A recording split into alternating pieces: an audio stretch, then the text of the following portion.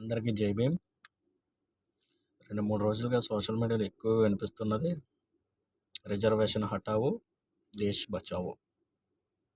మాకిచ్చిన రిజర్వేషన్ల వల్ల దేశం అంతా సర్వనాశనం అయిపోతుందంటారా? ఎందుకంటే ఇంత కక్ష? 75 సంవత్సరాల రాజకీయ జీవితంలో మమ్మల్ని ఎదగనివ్వకుండా, చేయనివ్వకుండా అణగదొక్కేశారు. ఆ రిజర్వేషన్ల సీట్ల వల్ల మీరే ఎక్కువ లబ్ధి పొందుతున్నారు కదా! మా వాళ్ళని ఎక్కడ ఎదగనిచ్చారు? మమ్మల్ని అందరినీ అణగజారుచేసి ఇంకా అదే ఆఖరి పెట్టారు. 35 మార్కులు వచ్చినోడికి గవర్నమెంట్ ఉద్యోగాలు వచ్చేస్తున్నాయి. 95 మార్కులు వచ్చినోడికి జీవితం నాశనం అయిపోతుందా? ఎక్కడొస్తున్నాయన్న? ఎవరికి వచ్చేసినాయి అని అలాగా? కష్టం ప్రతిఫలం లేకుండా ఎవరన్నా అలాగా అనుభవించేసిన వాళ్ళు ఉన్నారా? ఆ లెక్కన లెక్కేసుకుంటే వందల ఎకరాలు ఉన్న మీరు భూములు దాచుకొని ఇంకా గవర్నమెంట్ ఇల్లులు తీసుకుంటా లేదా స్కీముల ద్వారా?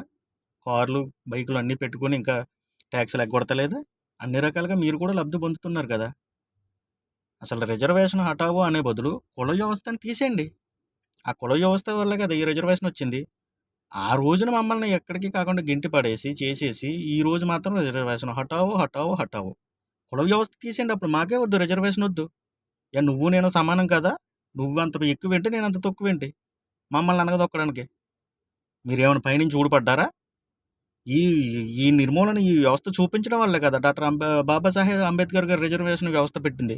మేము కూడా సమాజంలో సమానమే, సమానత్వంగా బ్రతకాలి, సమానత్వంగా ఉండాలి అని. ఇప్పుడు దాన్ని కూడా కాలదనేసి ఇంకేం చేద్దామని మమ్మల్ని ఇంకేం చేద్దామని? ముందు కుల వ్యవస్థ నిర్మూలించండి, తర్వాత రిజర్వేషన్ అనేది మాకు మేముగానే వదిలేసుకుంటాం.